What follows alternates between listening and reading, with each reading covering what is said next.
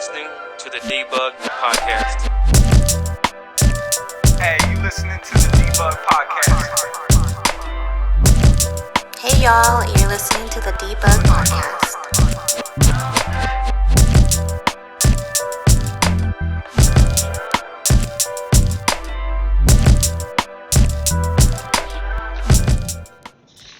Good evening, everybody.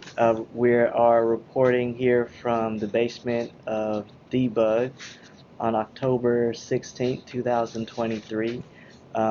We are very fortunate to have a very esteemed panel of discussants today to talk about a very serious and intimate and personal issue that has gotten some new attention because of a recent investigation by the Mercury News.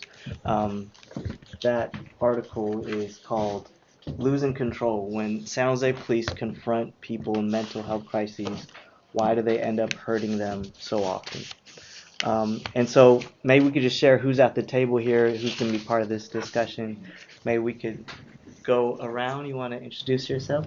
My name is Karina, and my father was Rudy Cardenas, who was killed in 2004 in San Jose. My name is Regina Cardenas, sister of Karina.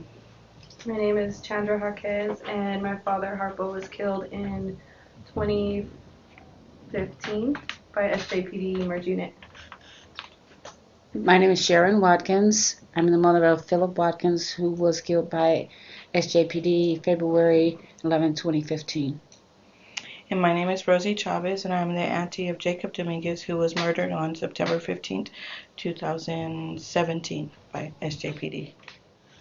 And so maybe we should also just give some context. You all as families have been organizing for years, decades now, to get justice for your loved ones and to prevent the deaths of others, not just in San Jose, but across the region, across the state, and across the country. And so the findings in this investigation probably aren't going to strike you as new or different, maybe even kind of just emphasize what you've already known or have been saying at protests and rallies and to city council and to police chiefs. But we thought this would be a powerful opportunity to not only discuss the larger issues, but from the perspective of those that are most impacted, to see how they view the data that has been exposed by the Mercury News in this article, particular topics or issues that struck you when you read it, and where you think we need to go in order to reverse some of these numbers and this trend of police killings, in particular those with mental health needs and who are under the influence. So just as a way of a background, for folks that haven't seen the article, this was a pretty thorough investigative reporting piece by the Mercury News that was really looking at the phenomenon of police using use of force and excessive use of force and lethal force on people with mental health needs and also people under the influence. And some of the numbers, just to kind of point it out, that have come out just to show what is undebatable, just 4 large bullet points. It said in their analysis, after looking at all of the police records that are now public because of 1421, a law that actually families sitting around this table advocated for and made possible, reporters are now able to look at reports, and the public can look at reports that otherwise were sealed or closed or not seen. And what these journalists did is they compiled and analyzed what these reports look like in a total. And so some of the major findings that came out were, it said an overwhelming majority of those seriously injured by police in San Jose are mentally impaired. Of the 108 individuals of whom San Jose officers used baton, tasers, guns to cause what's legally known as great bodily harm, nearly 3/4 were believed to be mentally ill or intoxicated. The proportion of the mentally impaired among those killed by police is even higher. 80%, 20 out of 25 of the victims of fatal incidents were classified as having mental health issues or intoxicated. Extensive officer education has failed to curb the trends. Says, in fact, since San Jose began its training effort, the percentage of serious force incidents that involve the mentally impaired has slightly increased. This is true even though police now recognize signs of mental illness or intoxication the vast majority of the time. So this was after the big trend where they thought, oh, if we just get crisis intervention training and maybe they get a handout every month, the violence would stop. It's actually increased. And lastly, a review of cases involving the mentally impaired raises questions about why force was the end result of many of them. In about a quarter of the confrontations, officers initiated contacts with the subject on their own, often over relatively minor infractions. Other times, police spotted or were called to help someone acting, quote-unquote, erratically, and the incident spiraled out of control. In well under half was the person armed. So the majority of the time, people are not armed. So the article goes on to give some examples. One is of Diana Showman, whose memory and angel is honored here at Debug with her parents. And Jim, her father, is actually profiled in the piece. But you all have been living these numbers and these findings in this data, and we wanted to hear from you directly. What was your reaction to the article and the findings that they stated? I could say for me, just from the headline, the title, we already know that. Yeah. The majority of our families here are from mental health crisis. So that was like my first instinct before I even read the article. Yeah, I agree with Chandra. This is Sharon Watkins.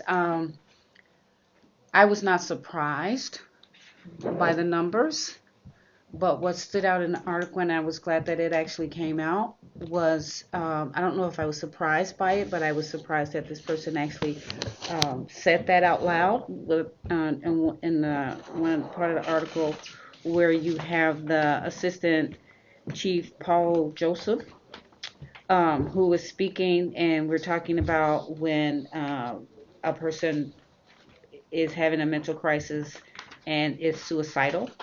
And when he said the other person in the situation has something to do with the outcome, probably far more than we do.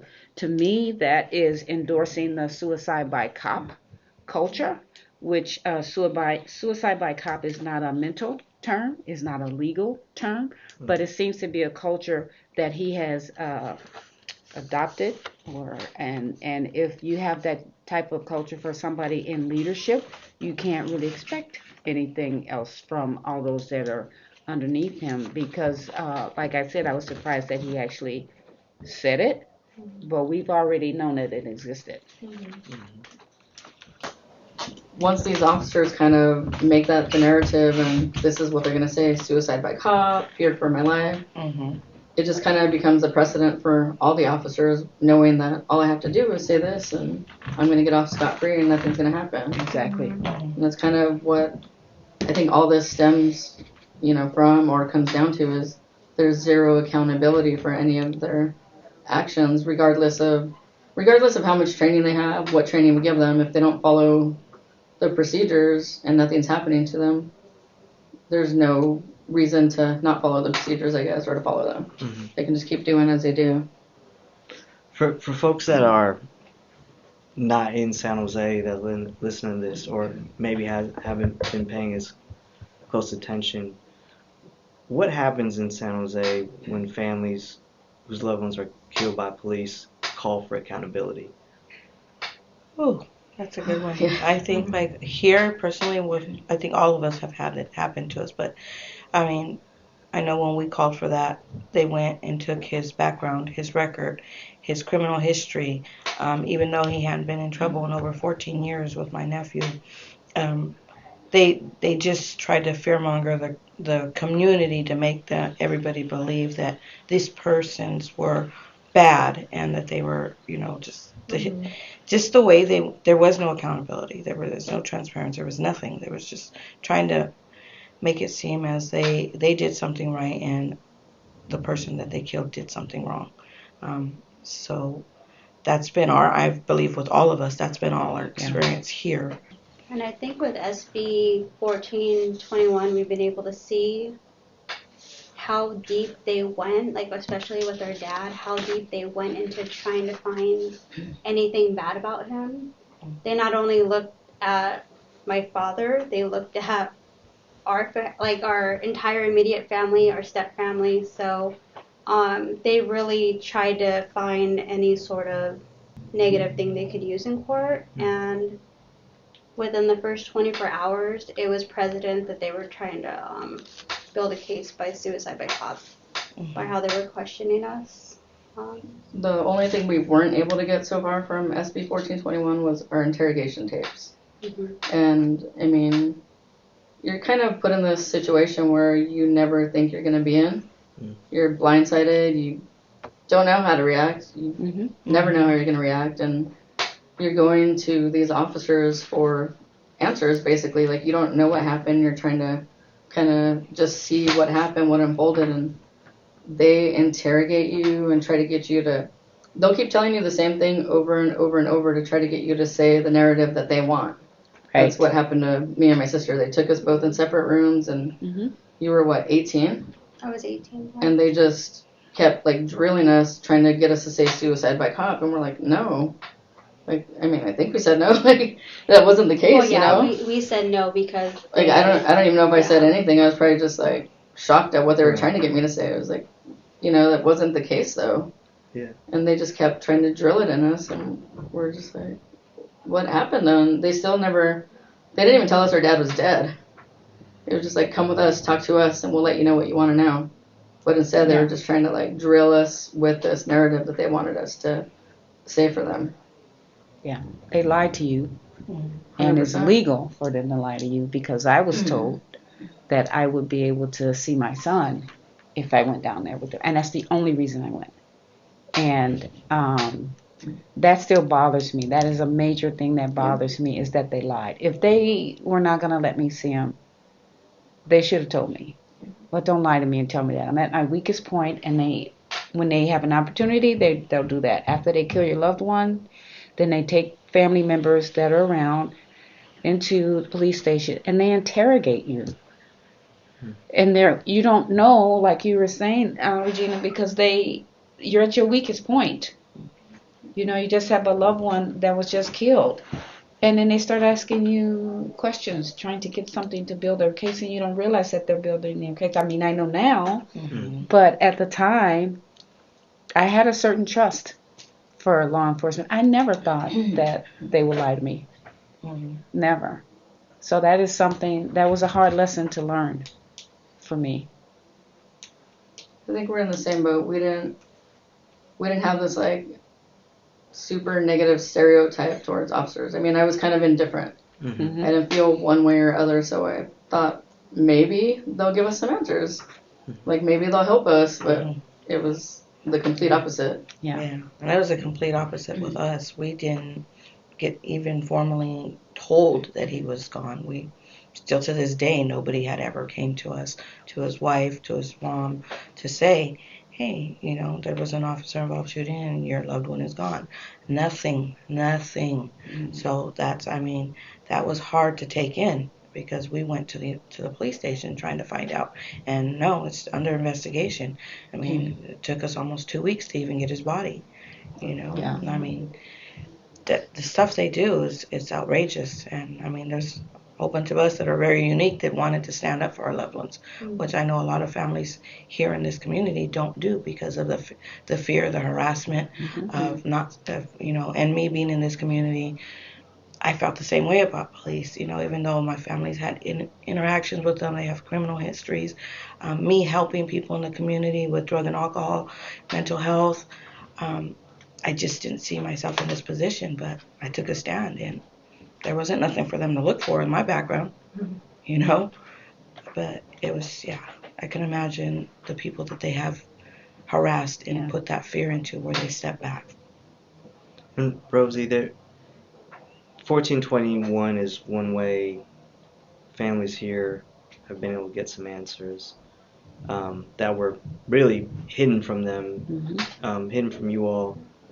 You all advocate for that law and made it happen. So in a lot of ways, the result of this investigation was because of the work of you all and other families that made this a reality.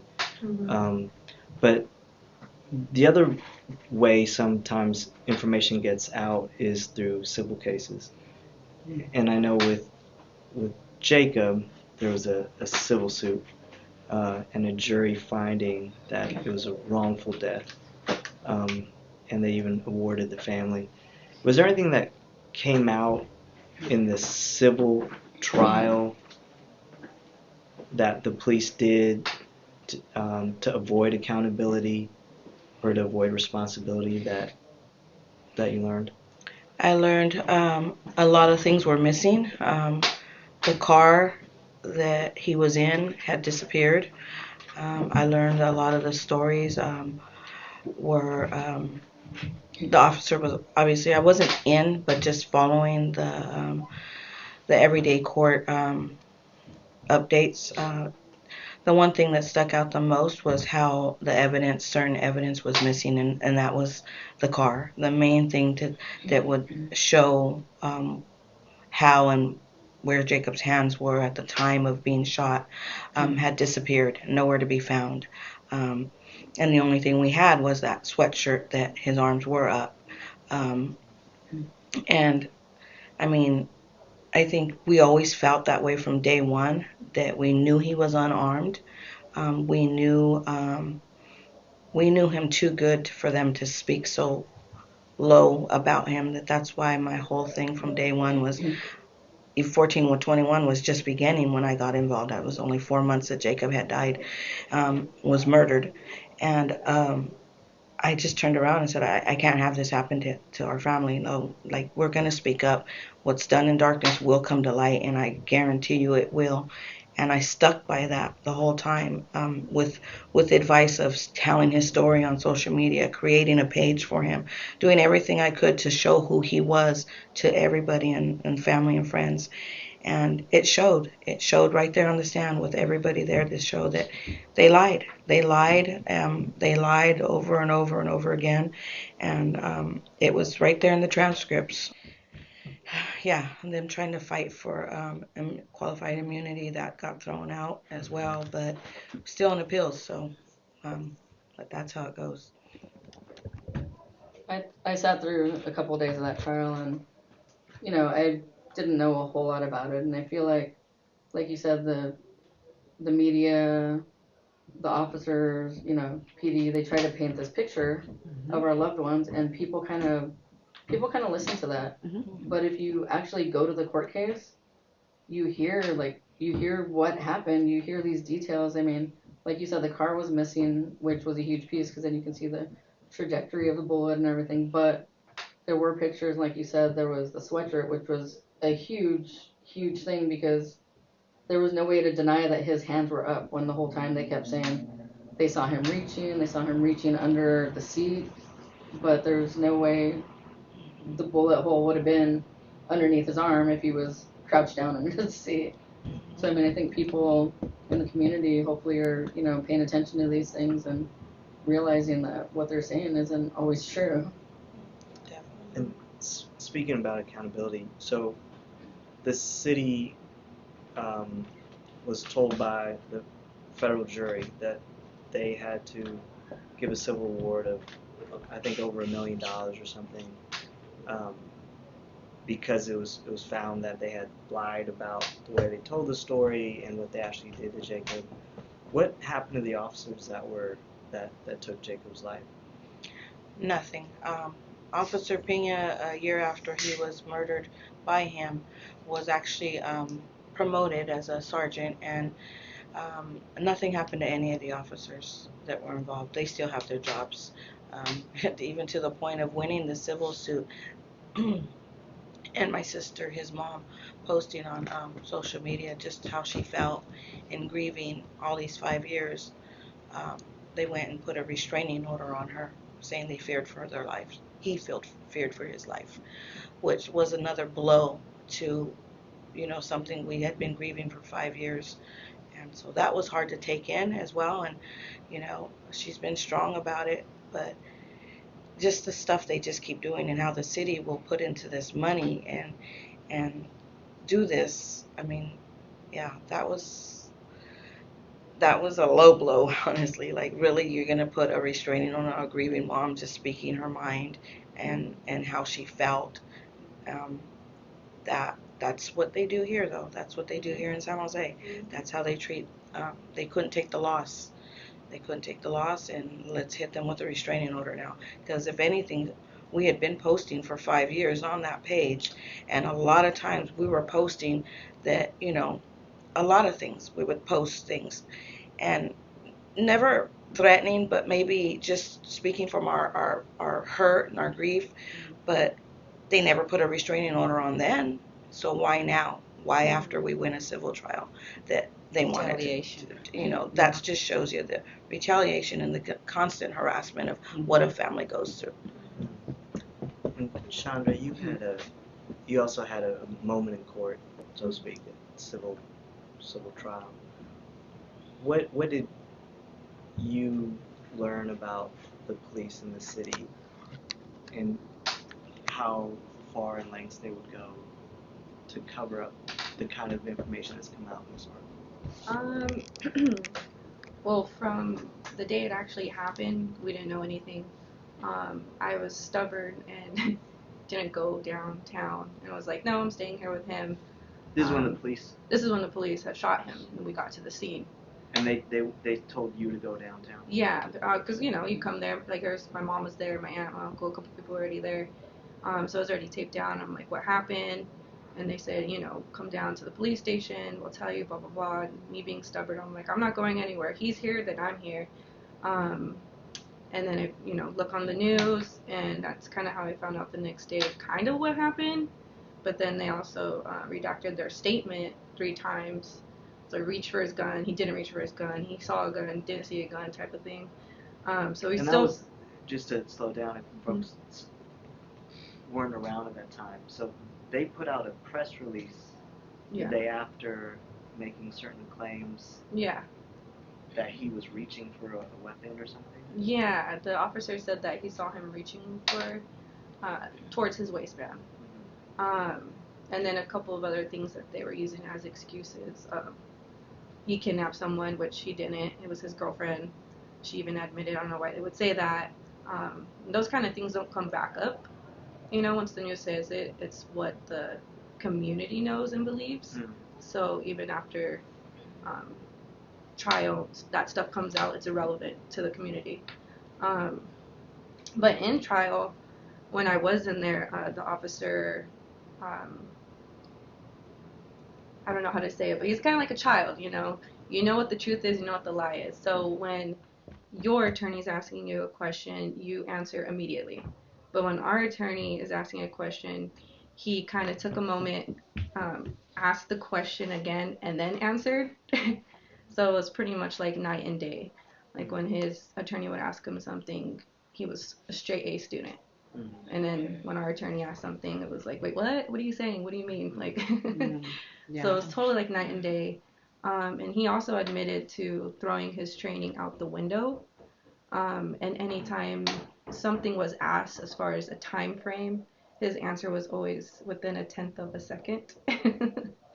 So I was like, oh, okay, 1/10 of a second for everything. Got it, And he admitted he didn't see a weapon, but he reached for something when in reality there was no weapon on him.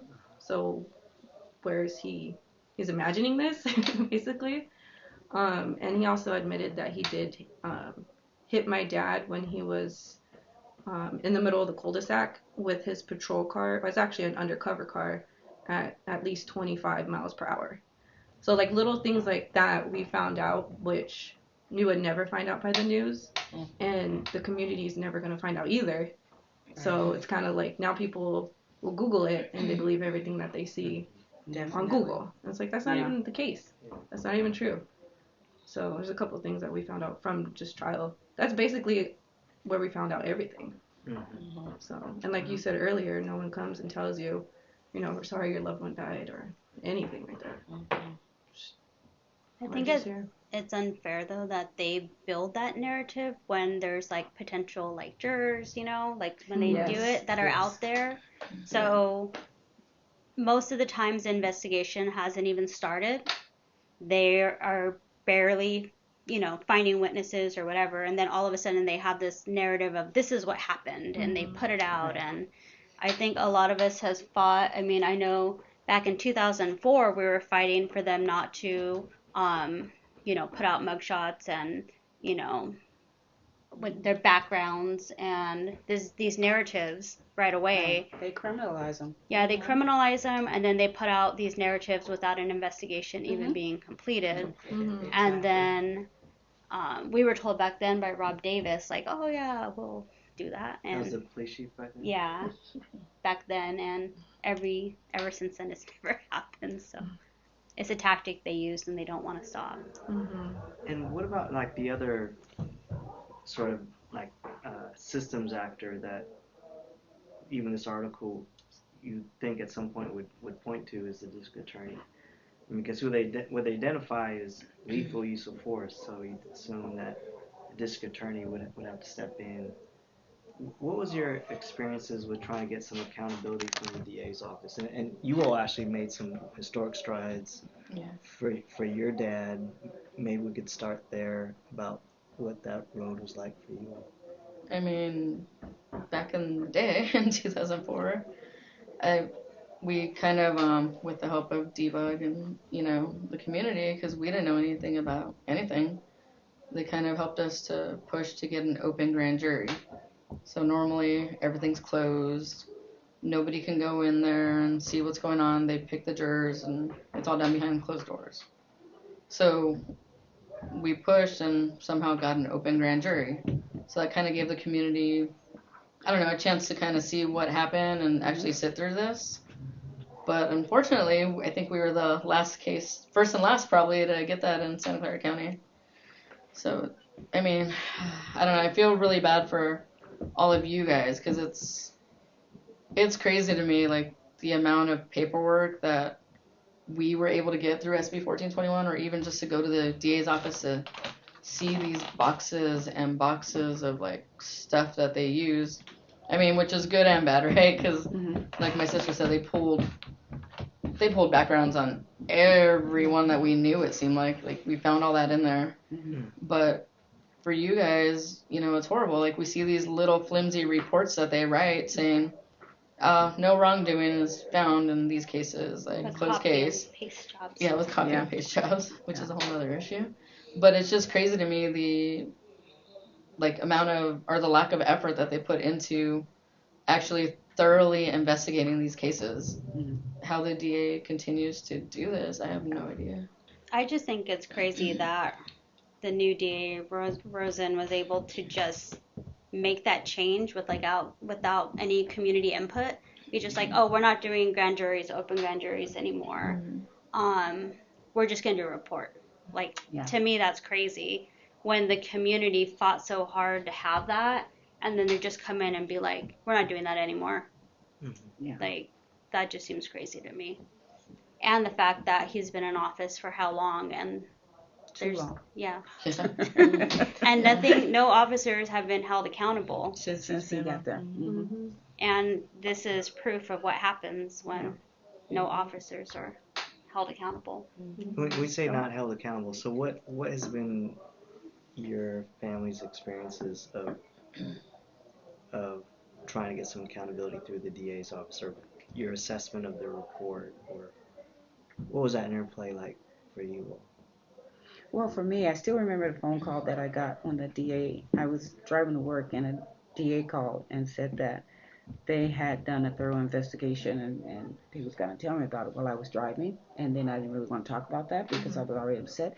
This was, I'm not sure if it was even a month after Phil was killed. And I said, I really can't talk about it right now. I'm driving, and I'm on my way to work. And he said, well, if you don't talk about it now, I'm not going to be available at another time. Insensitive. Yeah.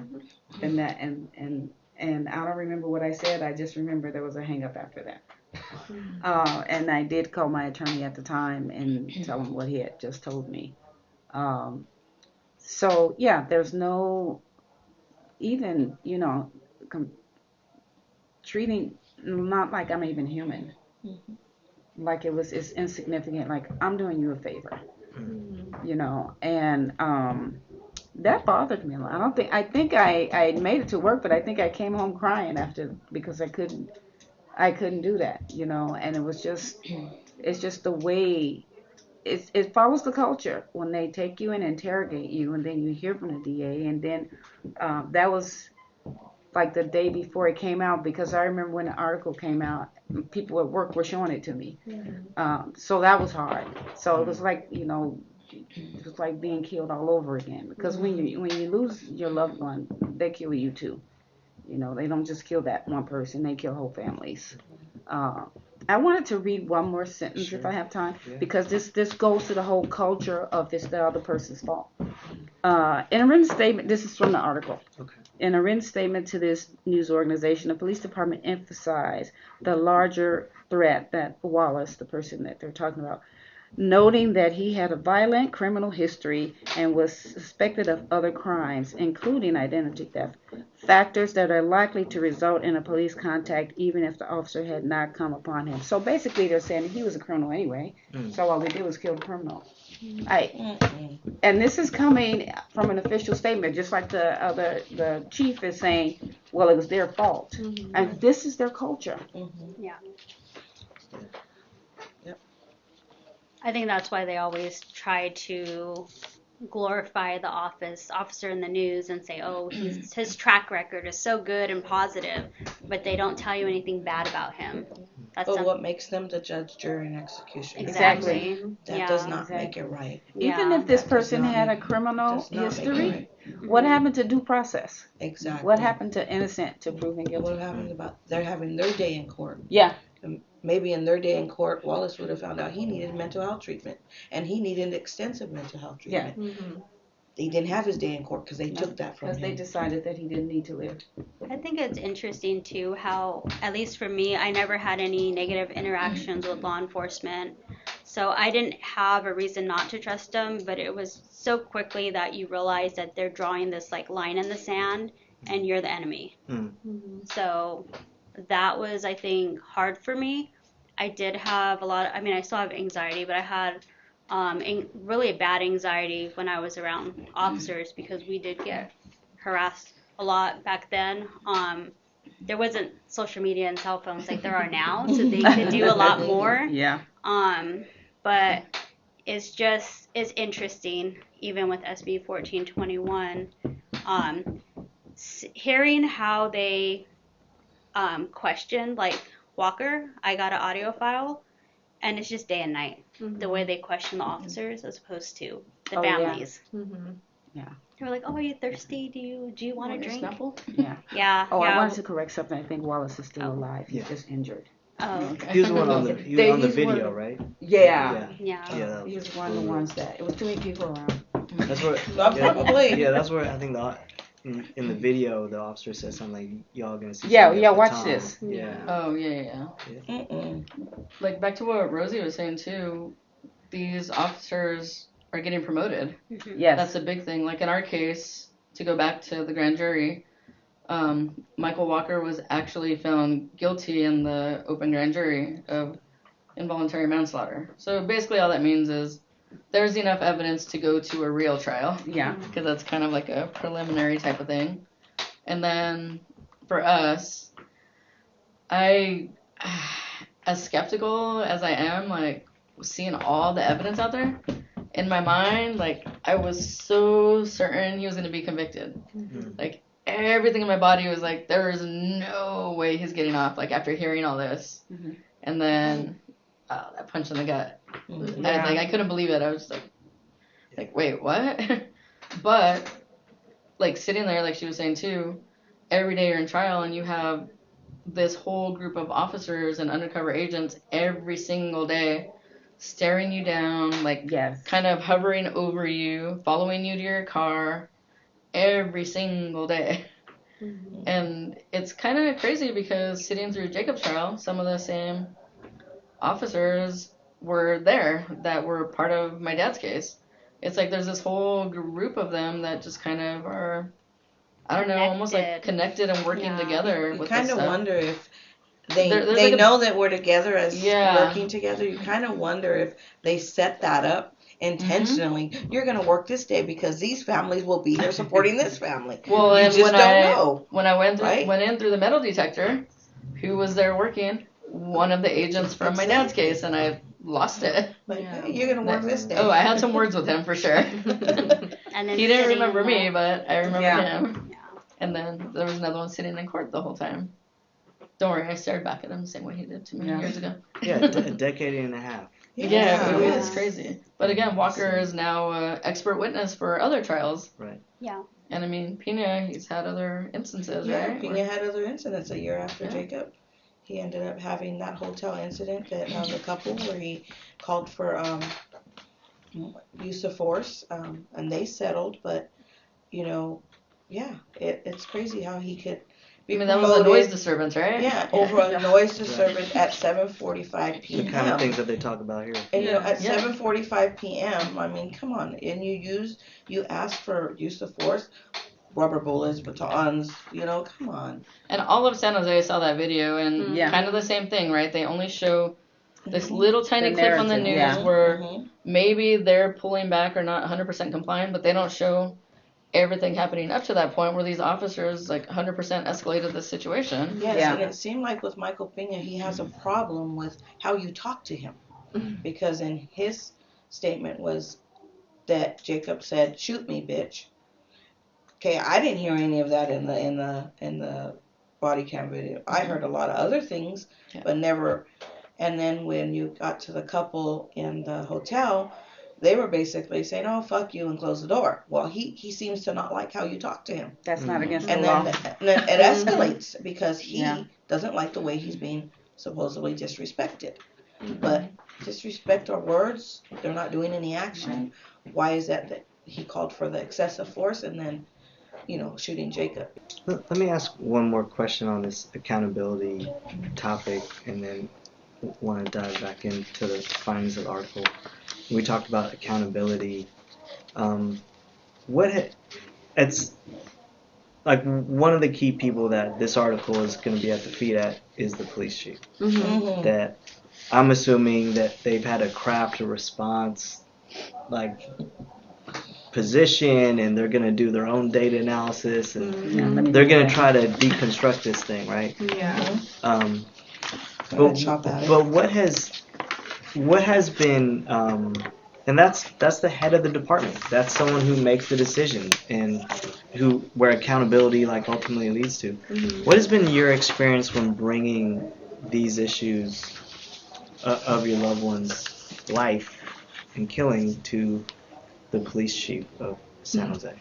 At first, I thought when he first came in, This is From Mata. Mata?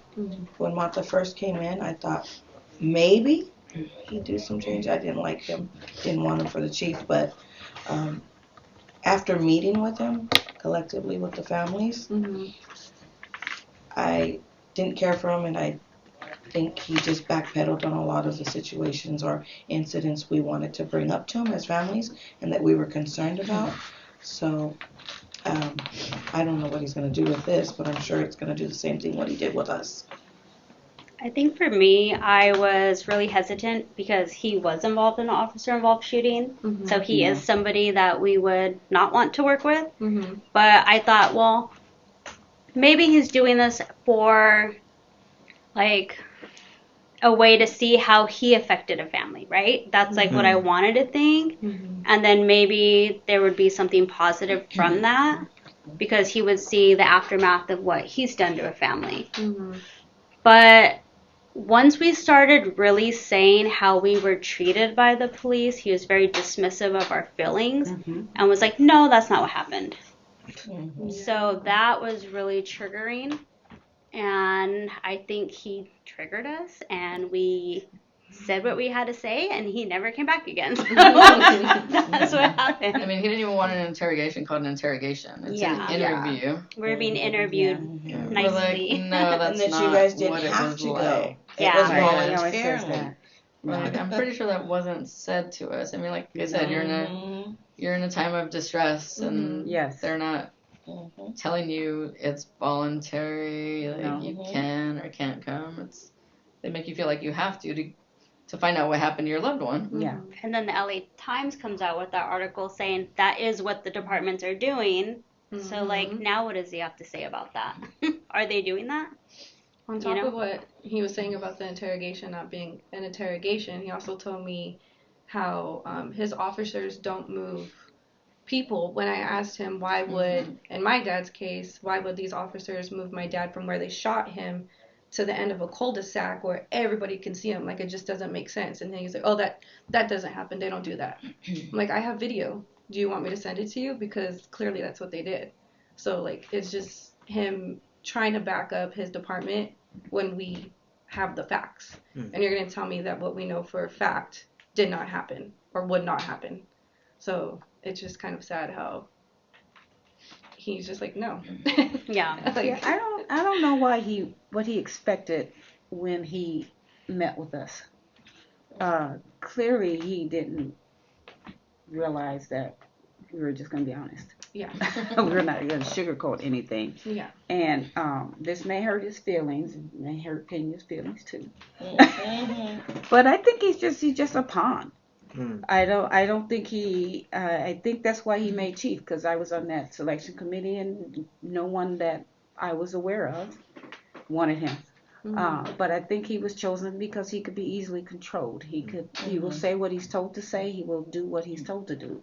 And I think he was told not to come back and talk to us. Because remember, he said that we were using him to find out information. I was just reading that email. Yeah, too. that was before the masturbator was caught. And there was another incident. This is the cop that was The found cop that in was someone's home or masturbating in the something. kitchen or whatever. We call him the kitchen man when kids are around. Someone else's house that they went to go do a Yeah, somebody's follow-up on or house. something. He had done, I don't know why he was there, but he had an official reason to be there, and that's what he chose to do. So that in itself shows that this officer never should have been hired in the first place. But it was too much of a coincidence for me to, as soon as he said, you guys are just trying to get information out of me, then that came to light. So I'm thinking, oh, okay. So I just think he's, Pinocchio. He's a puppet. And I think it's interesting too, like, I don't know what department was it, Vallejo, where the officers were being hired, but they weren't actually passing the, what department was that? It was out of Alameda County, though. It was Alameda Was it County. Antioch, or? Yeah, Maybe. so all these officers never passed their like psyche evals, and they were all put through because they knew someone, and I think it was like a huge percentage of the department. So it's like, I wonder with our department if they were to do like an audit, because you have people that are doing that. Yeah. Like, how did they pass? Like, I think just within kind that of same month there was like a bunch of things, right? There was Yeah, like there was a couple that of other kidnapping case, and the cop was there Yeah, drunk. and then with the there FBI, was one that he reported OD'd on him. fentanyl. Yeah, There was like Yeah. 4 things like within a month or something Yeah. that happened Yeah. with SJPD. that we know about. that we know. Yes. Was brought to attention. Correct. Yeah, No, brought to no, attention. yeah. Well, that's interesting. It's like an interesting other side of the article. Like, the article is about civilians that have mental health issues, but I guess we've never asked the question: what about the number of officers that have mental health issues that Right. are armed? Well, let me ask a question from the data collected, just to see what your thoughts were. This one number that was so striking was, said 80%, 20 of the 25 of the victims of fatal incidents were classified as mentally ill, intoxicated. Like, what do you make of that number? Like, why is it that people with mental health issues are excessively killed? And I think there can easily be a victim because it's harder for them to stand up for themselves. That's what I think it is, and they see them as being, if there's somebody that's like, I know my rights and I know like what I'm doing, they tend to like back down as just somebody that's more like helpless, and I think they just take advantage of that person. I agree with that. I think that I think once again we have to go into the culture because it's something that continually happens. It's not like accidental or one off. It's in their culture. I think they see them as throwaway people, and I think it's the same like with people that are houseless. They see them as throwaway people because nobody's there speaking up for hey, they have a right to do this. They have the right to do that. I don't think it's a misunderstanding of mental illness. I think it's because they see them as throwaways. And part of the other, part of that is also, I feel like when people are going through these, I don't know, these emotional times, they might not be able to express themselves or might not even be able to answer. I mean, it could be a language barrier. It could be that, they might be just zoned out and, somewhere else. And I feel like that plays a huge role, like this Wallace thing. They stopped him because he was jaywalking in the middle of the night with 0 cars around. Yeah. They're just targeting whoever, and then I saw the video.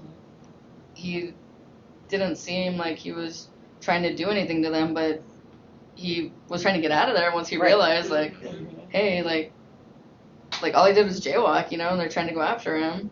But I feel like in these situations, these people maybe don't know how to express themselves, and they're just using that as, oh, well, they're not listening to authority, they're not complying, so therefore I had to do this to them. And I feel like with Antonio, I feel like that was kind of the case. I saw that video, and he wasn't being threatening to these officers at all. He literally was like, I think he was saying, it's fine. Yeah. It's fine. It's okay. And he's walking away. From my perspective, looking at the video, they said he lunged at them. The way it looked like to me, I watched it over and over. It looked like they threw their baton on the floor and he slipped on it. That's what I see. That's exactly what I see. Yeah.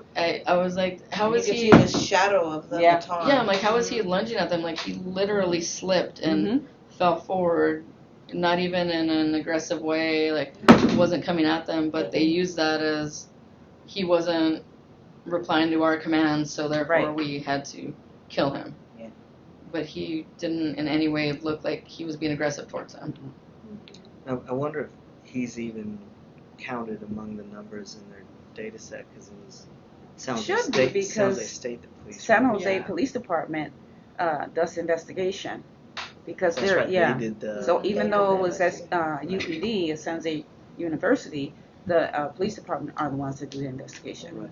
And I think too, like with Antonio, he didn't speak English, so I think if there are immigrants and they're not understanding the commands because they don't understand, they legitimately don't understand, or there's someone that's nonverbal or whatever the case could be, or they're hard of hearing, it's not fair for them to escalate to violence without trying other avenues. Yeah.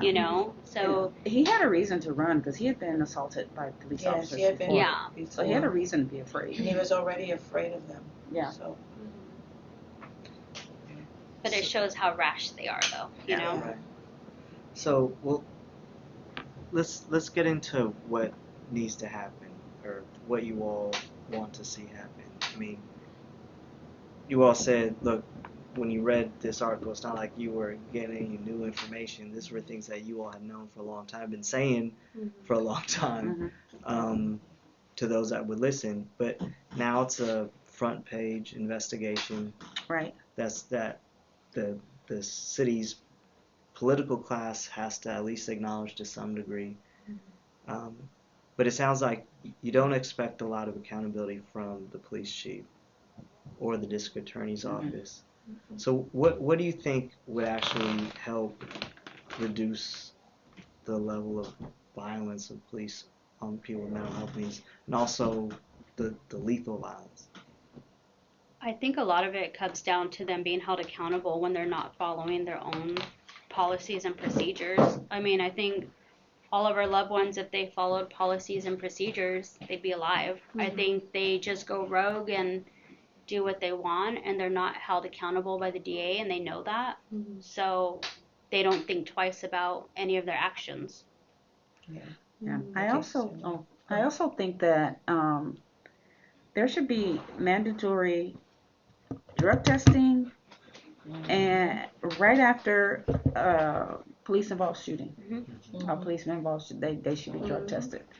And I also think that those 2 weeks that they get off, one of them should be 40 hours of crisis intervention training. I mean, they're going to pay them anyway. So why not do that? Because obviously, which cop was saying the training goes out the door. So obviously, is not that one time of 40 hours of CIT training for the rest of your life as an officer is not enough. But So if you could give them 80 hours, 100 hours, it doesn't Yeah. matter if they're not following it. I just don't want them to be able to go on vacation Oh, no, yeah, for after sure. killing Fail. after killing a loved Yeah, one. there should be You know, something more there than should be just a something paid they need to do, vacation. but There should definitely mandatory drug testing. As quickly Because- as they test our loved ones' Yeah. blood, Yeah, they should do the same for them. Yes, that's what I I believe. mean, if there's like a UPS driver, or FedEx driver, or bus driver, anyone out there, and they get Yes. in an accident or anything, They're they quickly drug test them tested. immediately. right. Yeah. And you all were organizing to create a non-police response to crisis calls. Can you talk about that? Like, because it's been a long time coming. You know, I Yeah. remember folks here talking about it years ago, but then you've gotten some traction, and now it looks like it's kind of in the beginning stages.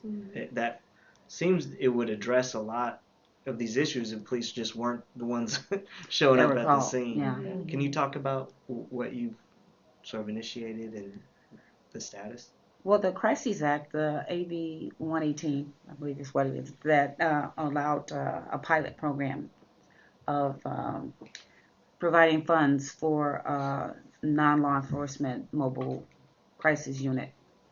And they should, after going through all the processes that were necessary with Department of Social Services, I think it is, DCSS, I don't remember. But anyway, they'll be handing out the grants for some of the areas that apply for and one of the requirements was the mobile crisis unit must not have law enforcement, and that includes city police, campus police, DA, judges, those type of thing, anyone that has to do with enforcing law enforcement.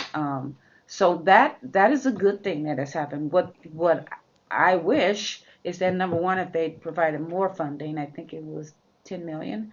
So actually only 9 is actually going to the mobile units. And I wish there were more of them. I know that I can't speak for San Jose PD. They used to have a PERT, which was a mobile crisis unit, but there was a law enforcement person there. And I'm disappointed that UPD at San Jose State is also starting their own PERT. And the chief of police there, Chief Michael Carroll, has said he would not support a non-law enforcement mobile crisis unit on campus. And what bothers me is if someone says specifically, I don't want the police. If a student says that, is he going to block? I haven't spoken with him on this. I've been meaning to.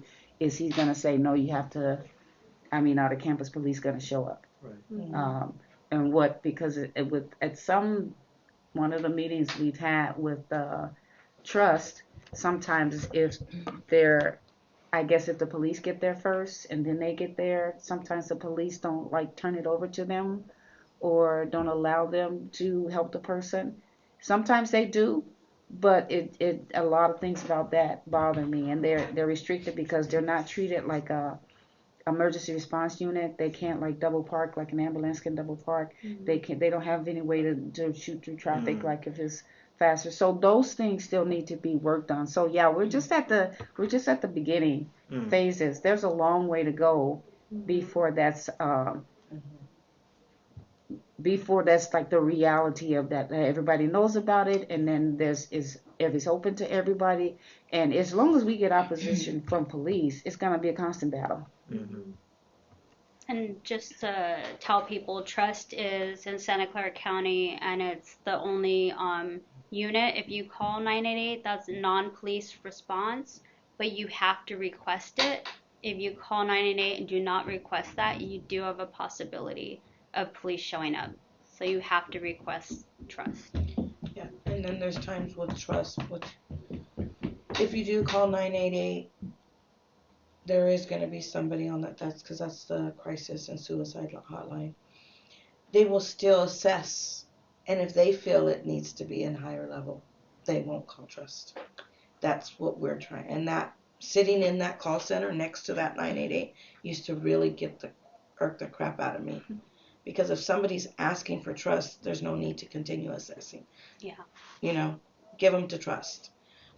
So that's some things that we still need to push for. And on top of that, Trust has their own direct line, but for whatever reason, was it the city's hiding it basically, The or county. not County. the county is not putting it out to the public, where you could reach them directly. And even like the officers should have it. Yeah. Because they have to call 988 too and try to get somebody to go Well, out working there. in the call center, I actually had experience with some officers calling, not understanding. Yeah. So there has to be something there because some of these officers were calling and not understanding what they had out there. Like, the MRT, what is it? MCRT, the trust, they were like, oh, well, why should we be explaining? That should have already been explained to what they should In know. their CIT training, That's, right? yeah, that could be added So, to the training. I was one of those that got calls on that. I'm like, wow, these are our police officers. So, there's a lot of things that they pushed the 988 out before the kinks were actually fixed. There was too many things that were not done before they rolled that out. Yeah. And they shouldn't have rolled it out because still family members have complained about how they call the call center and they're not receiving the services that they need. They really aren't. And so what's the status of trust now? They're in the process of getting the community advisory boards together for, I think they have 4 different sections. There's like a North County, South County, San Jose, and Morgan Hill too, right? no, that's South County. I think it's just 3 right now, right?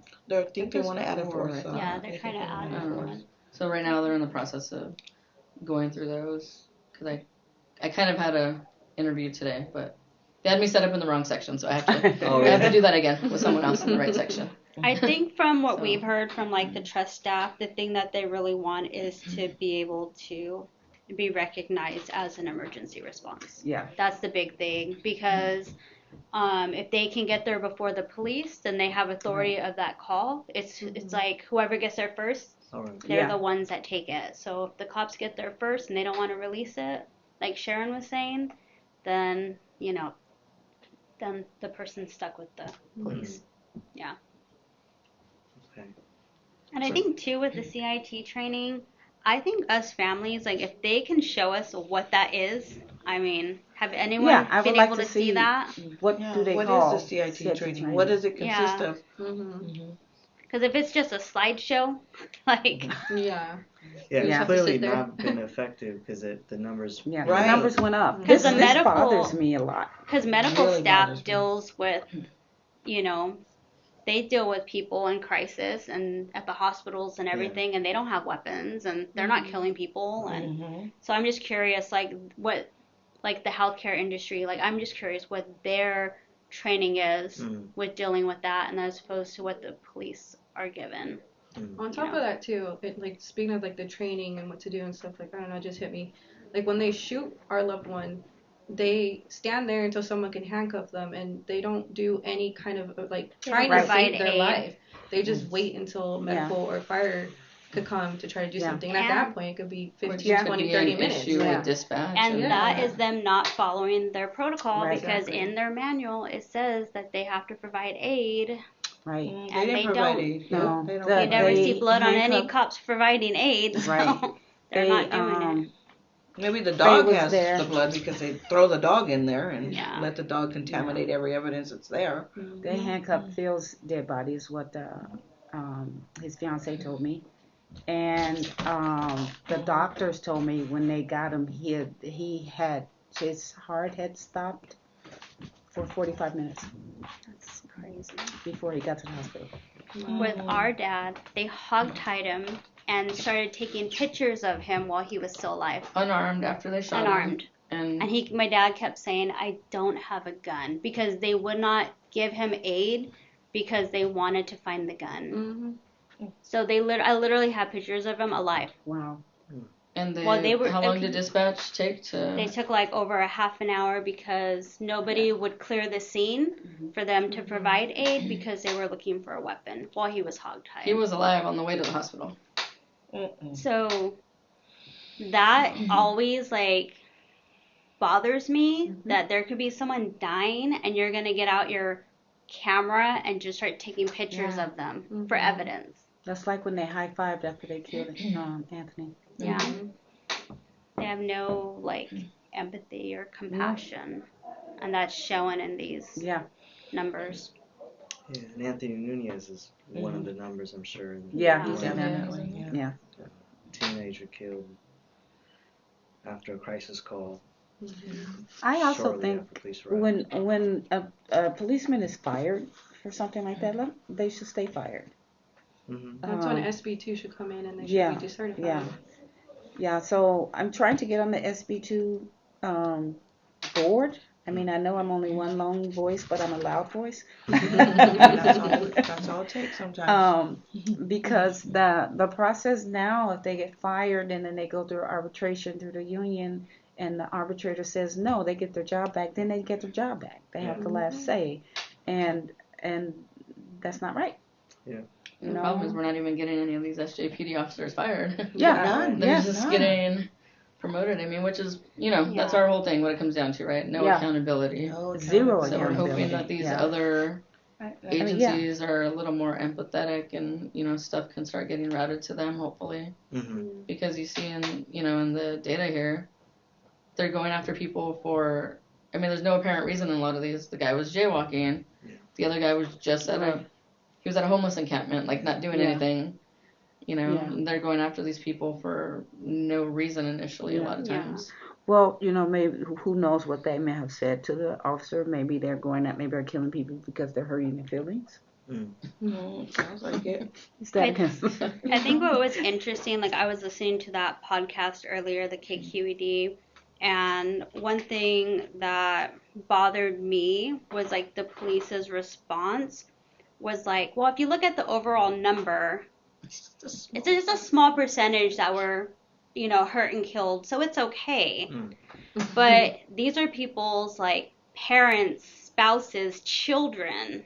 Right. And like, here we all are. And and here we all are, and they just still see it as a number. We're just a little dot. It shouldn't be like that. It shouldn't be any dot. And then they contradict themselves because they say that, but then when 13 officers after how many years, decades have been killed, and it's a big deal. Yeah. You put up a huge memorial for that. Exactly. Or something, right? Yeah. Put some, A memorial a big for memorial at City Hall or somewhere. And that money could have went to like trust, right? Exactly. So, but that's I mean, to them, their loved ones dying in such a, what was it, like decades? And then, these are the numbers, and it's like, oh, it's just. It's and just it's a small every percentage. Yeah. It's every year. It's not, Yeah. we went through a year and no one was killed by law enforcement. It's every year. Yeah. And that's the thing, too. Like, in San Jose, we're not, like, these big, huge names that everybody knows because we're San Jose, so a lot of things get swept under the rug. So it's like, only we may know about it, but the community doesn't know about it. The world doesn't know about it. Like, it's kind of sad. Well, they're gonna know more about it now. Yeah. If you didn't know, now you know. Maybe when they do the Google searches, maybe this will come up. Yeah. We can figure that out. Yeah. How that works. There's one other piece of work that you guys have been talking about that was relevant to the way you started off the conversation, talking about the interrogations. Any of you want to talk about this Miranda rights for families concept you all have been discussing?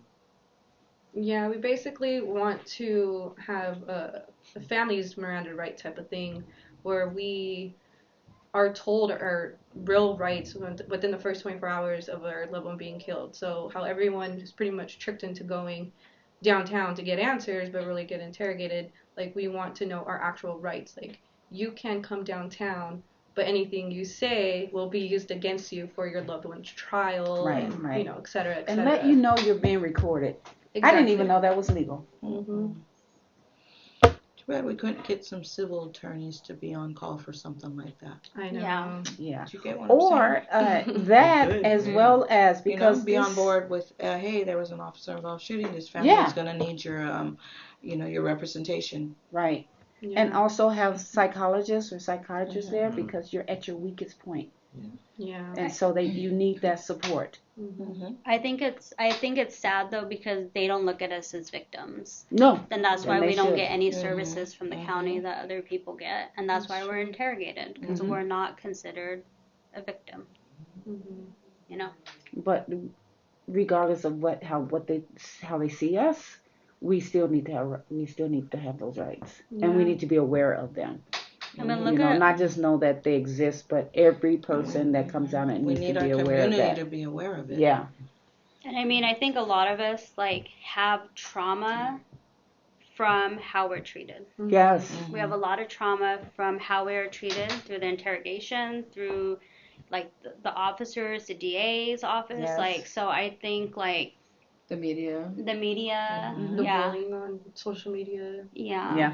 Mm-hmm. So I think that, you know, there really needs to be a place for families to go because the trauma that we experience, and you're getting trauma from people that are supposed to protect you, and I'm doing that in quotes, Yeah. air quotes, but you feel like you have no one to go to. Well, we had We do. debug, Yeah. but I mean, you know, If if you don't know Yeah. for debug or you don't know about organizations, you That's really true, do feel right. alone.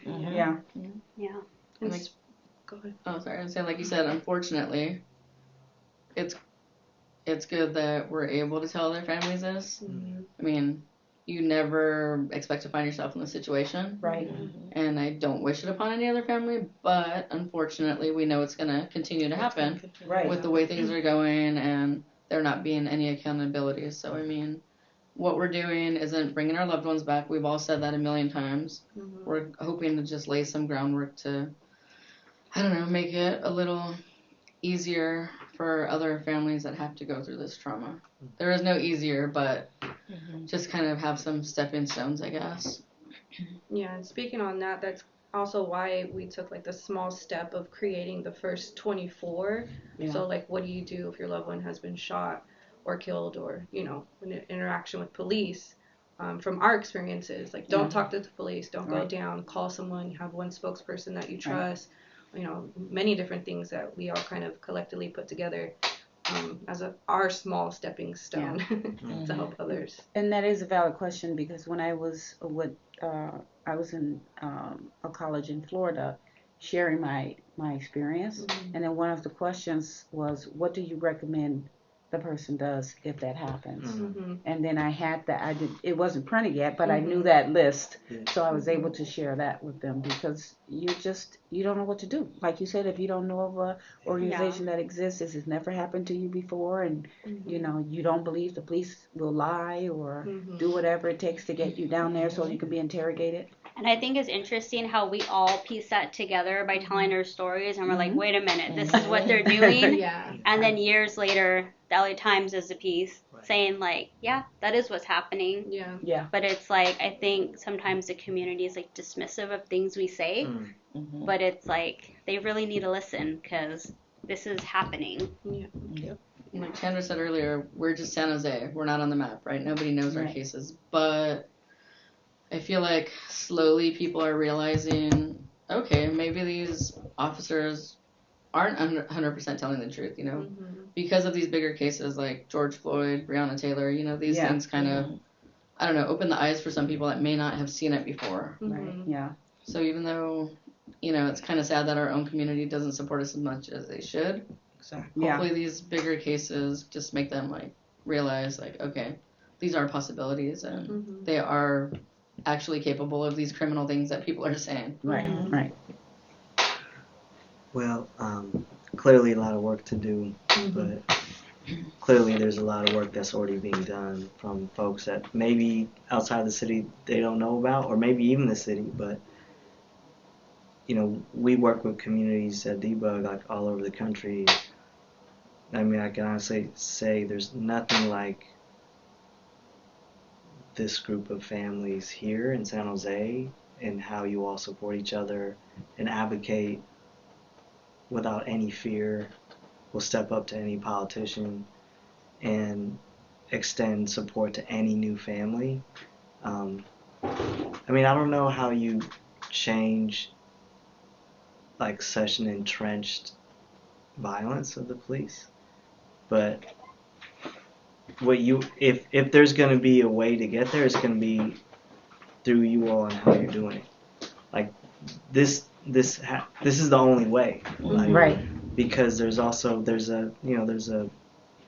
a power, there's a moral authority, there's something here that is like untouchable no matter how much like money or power Right. they have. Mm-hmm.